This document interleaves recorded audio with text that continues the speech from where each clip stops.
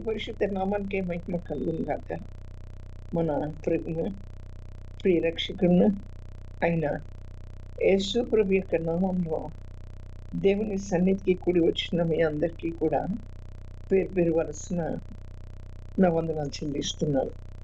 అయితే నా ప్రియమైనటువంటి వలన మరి అసలు ఈ లోకంలో ఉన్నటువంటి పరిస్థితులు ఎటువైపు వెళ్తున్నాయో, ఏం జరుగుతుందో, ఎలా ఉంటామో మనం అన్నీ కూడా చూస్తున్నాం, వింటున్నాం. మనం కళ్ళారా చూస్తున్నాం, వింటున్నాం.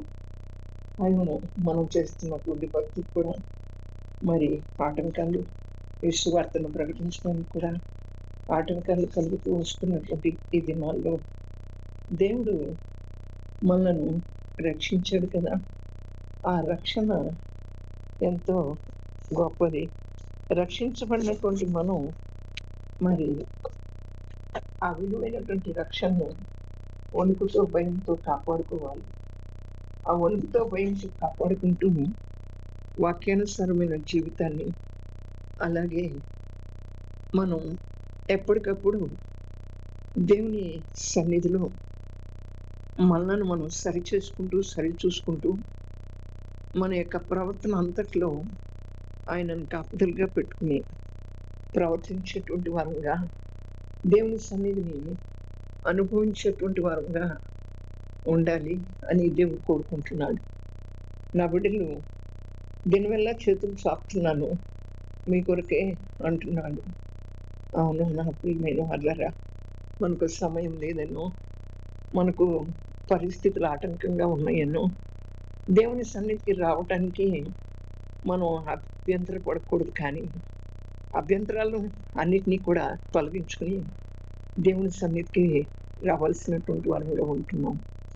అభ్యంతరాలు రాక మనం అభ్యంతరాలు దేని వల్ల కలుగుతున్నాయో, మనుషుల వల్ల కలిగితే వారి అభ్యంతరాలను పెట్టి వారికి శ్రమ అని దేవుని లేఖనం సెలవిస్తూ ఉంది.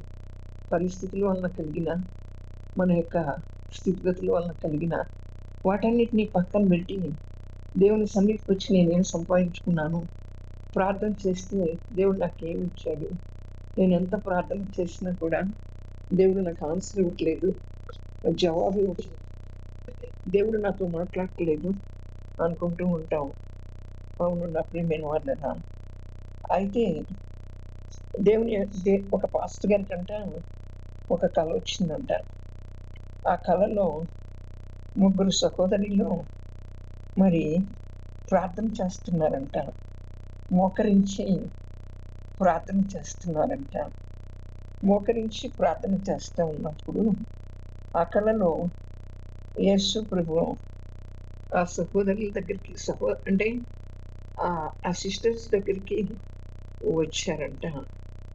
వచ్చినప్పుడు నా ప్రియమైనటువంటి వాళ్ళంతా ఒక ఆమె దగ్గరికి అయితేనేమో అసలు వెళ్ళలేదంట. ఒక ఆమెను చూసి నవ్వారంట. ఇంకొక ఆమెని ఆమె యొక్క తల మీద చెయ్యి పెట్టి ప్రార్థన చేశారంట. అయితే ఆ పాస్టర్ గారు అనుకుంటున్నారంట, ఒక ఆమె దగ్గరికి వెళ్ళలేదు కాబట్టి ఆమె సరి అయినటువంటి భక్తి చేయటం లేదు, ఆమె దేవునికి ఇష్టంగా లేదు అనుకున్నారు. కానీ రెండో ఆమెను చూసి నవ్వాడు.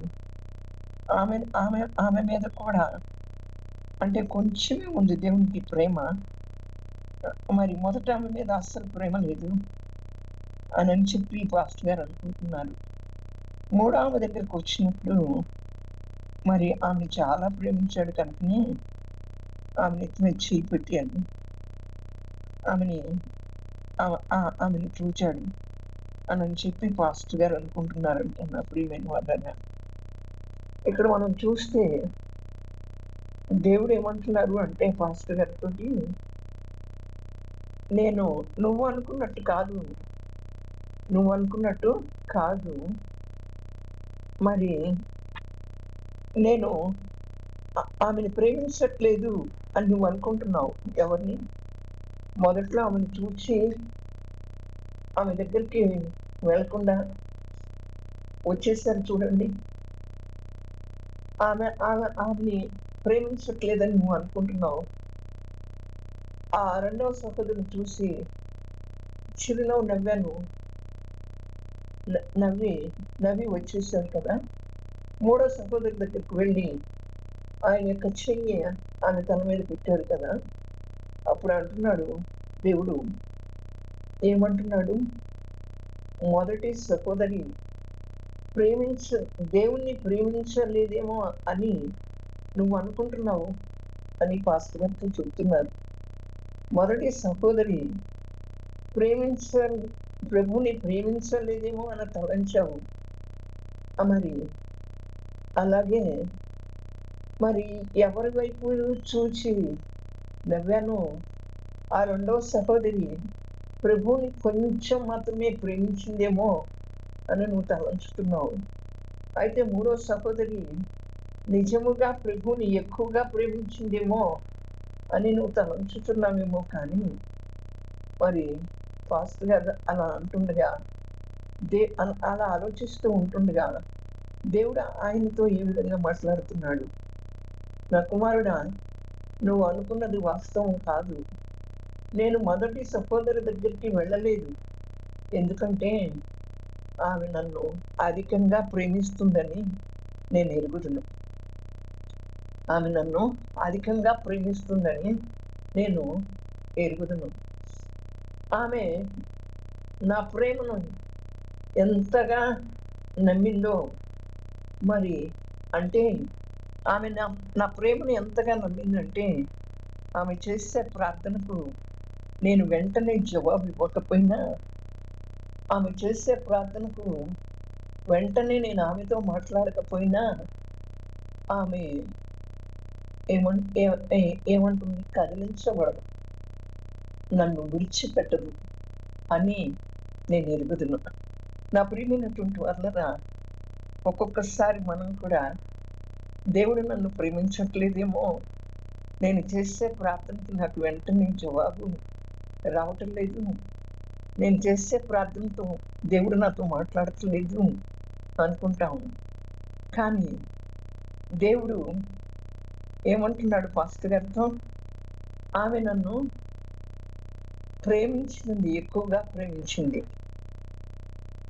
కనుకనే జవాబు వచ్చినా రాకపోయినా, నేను ఆమెతో మాట్లాడకపోయినా ఆమె నా సన్నిధిలో నుంచి తప్పిపోలేదు, ఆమె కదిలించబడలేదు అంటున్నాడు.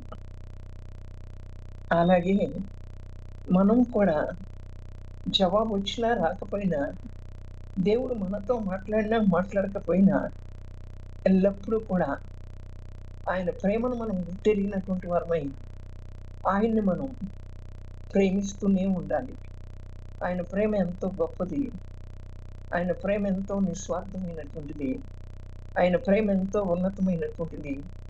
ఆ ప్రేమ మనను మనం చూసుకున్నట్లయితే ఈ లోకంలో నుంచి తప్పించింది, ఈ పాపంలో నుంచి విడిపించింది, ఈ శాపంలో నుంచి విడిపించింది. ఆ ప్రేమ, ఆయన శాశ్వతమైనటువంటి ప్రేమతో మనల్ని ప్రేమిస్తున్నాడు కనుక ఇంకా మన పట్ల విడువక ఆయన కృప చూపుతూ ఉన్నాడు.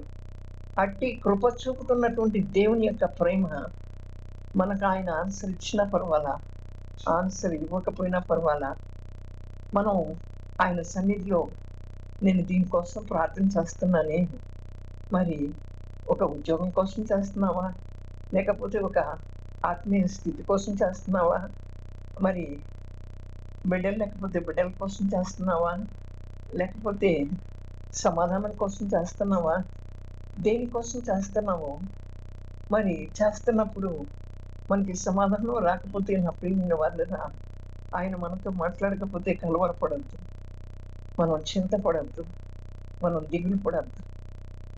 ఆయన మనల్ని ప్రేమిస్తున్నాడు. ఆయన ప్రేమ అపారమైనటువంటిది. ఆయన మనల్ని ఎలా ప్రేమిస్తున్నాడు అంటే, మనం ఇంకా పాపులమై ఉంటుండగానే ఆయన మరొకరికి శిలువ మీద తన ప్రాణాన్ని త్యాగం చేశాడు. అట్టి గొప్ప ప్రేమ ఎవరికి లోకంలో, ఎవరు ప్రేమించినా ప్రేమించకపోయినా దేవుడు మనల్ని ప్రేమించేటువంటి వాడు. నీ తల్లిదండ్రులు ప్రేమించినారు, ప్రేమించకపోయినా, నీ బంధుమిత్రులు ప్రేమించినా ప్రేమించకపోయినా దేవుడు ప్రేమిస్తాడు అని దేవుడు మనల్ని ప్రేమించే దేవుడని మరి ఆ సహోదరిని చూసి దేవుడు పాస్టర్ గారితో ఏం చెప్తున్నాడు అంటే, ఆ సహోదరి దేవుణ్ణి ఎక్కువగా ప్రేమించలేదని ఆయన అనుకుంటుంటే దేవుడు ఏం చెప్తున్నాడు, ఆమె ఆమె ఆమె యొక్క సమస్యకి నీకు జవాబు ఇచ్చినా ఇవ్వకపోయినా ఆమె కదిలించబడదు. ఆమె నాతోనే ఉంటుంది, నన్ను ఎల్లప్పుడూ ప్రేమిస్తూనే ఉంటుంది అని చెప్తూ వస్తున్నాడు. ఇవాళ చాలా సమస్యలతో కొట్టుమిట్టాడుతూ ఉంటున్నాం. చాలా సమస్యలతో కొట్టుమిట్టాడుతూ ఉన్నప్పుడు కూడా మరి మనం మానవ నైజం కదా, మనం మానవులం కదా, దీనికి ఎప్పుడు పరిష్కారం, దీనికి ఎప్పుడు అంతం, దీనికి ఎప్పుడు ముగింపు అనుకుంటూ ఉంటాం కదా.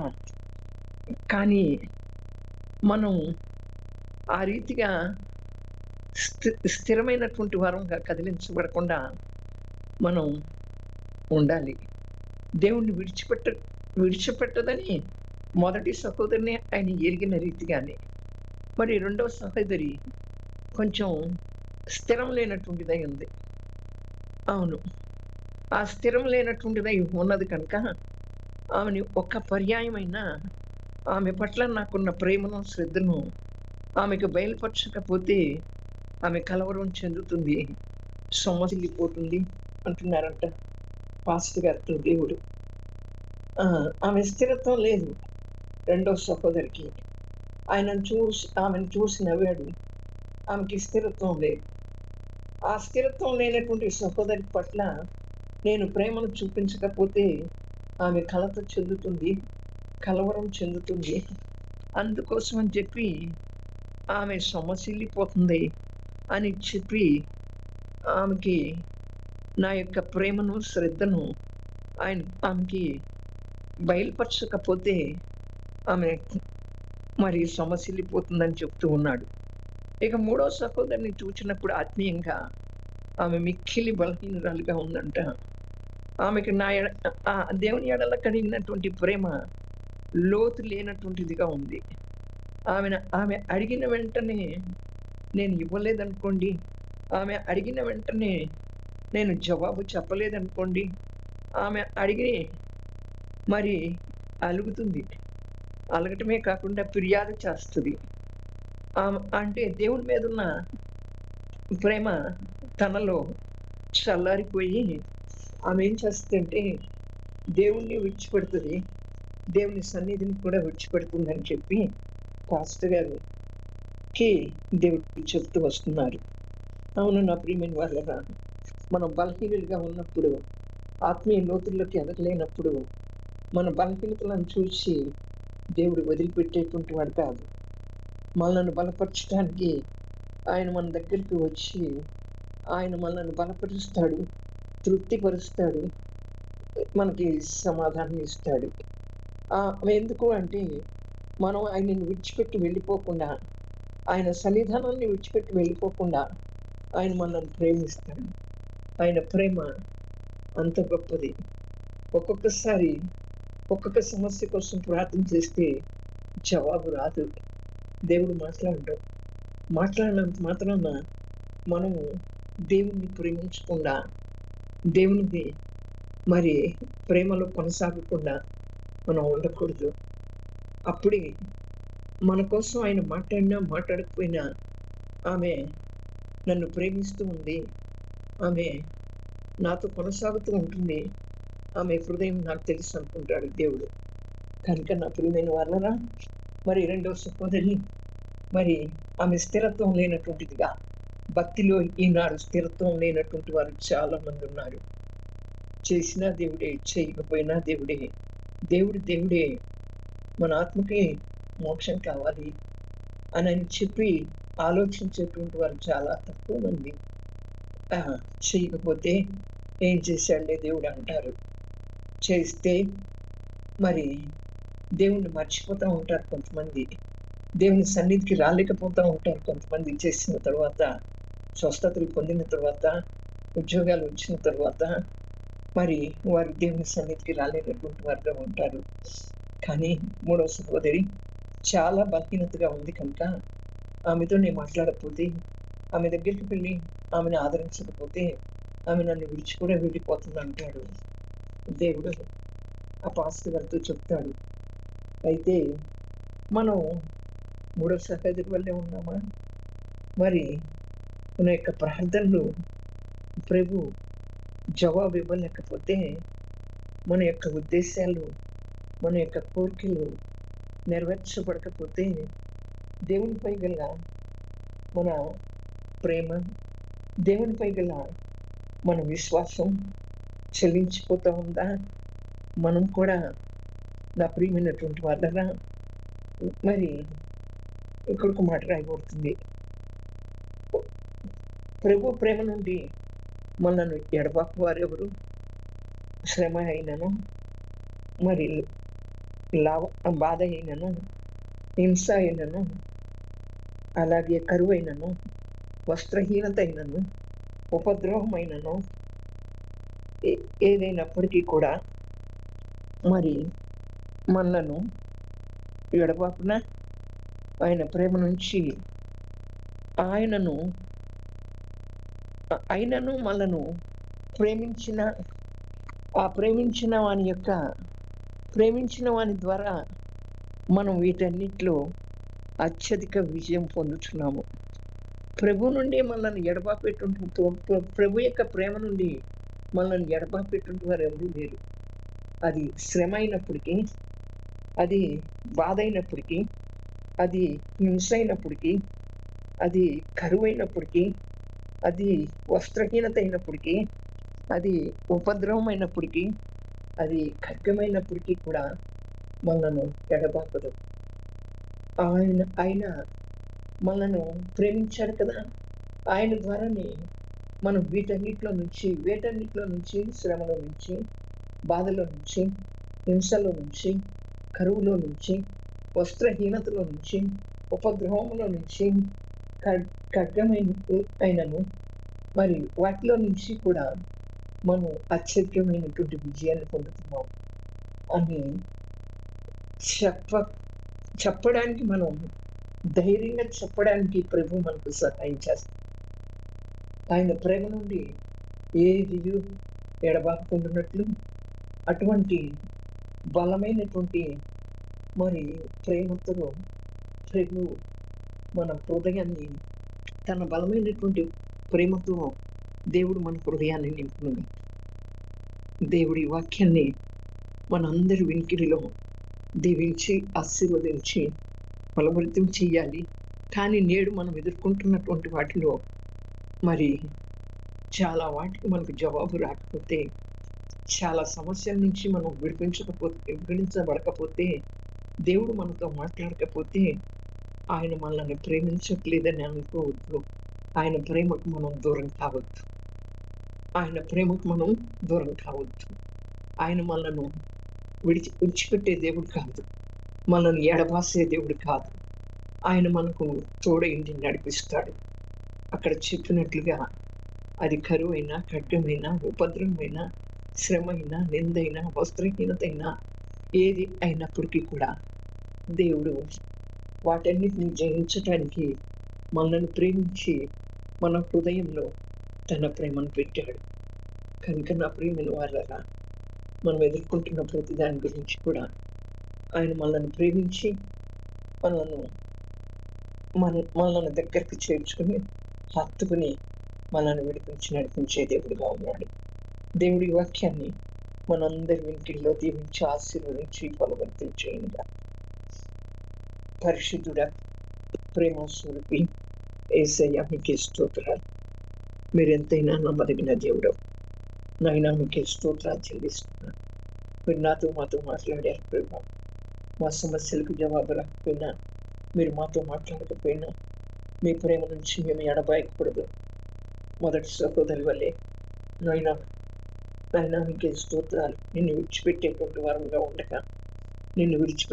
వారంగా ఉండగా నీ ప్రేమను పొందుకుని, నీ ప్రేమతో మా హృదయాన్ని నింపబడినట్లుగా సహాయం చేయండి. మరి మూడో సహోదరి ఆత్మీయ బలహీనతలో ఉన్నది కనుక మాట్లాడకపోతే, అవును, రెండో సహోదరి అస్థిరమైనటువంటి భక్తిలో ఉన్నది కనుక, స్థిరమైనటువంటి భక్తిలో లేదు కనుక, ఆ అట్టి భక్తిలో ఉన్నటువంటి ఆ సహోదరితో మాట్లాడకపోతే ఆమె స్థిరత్వాన్ని కోల్పోతుందని మీరు ప్రేమ చూపించారు. మూడవ సహోదరి మీద చెయ్యి ఉంచారు.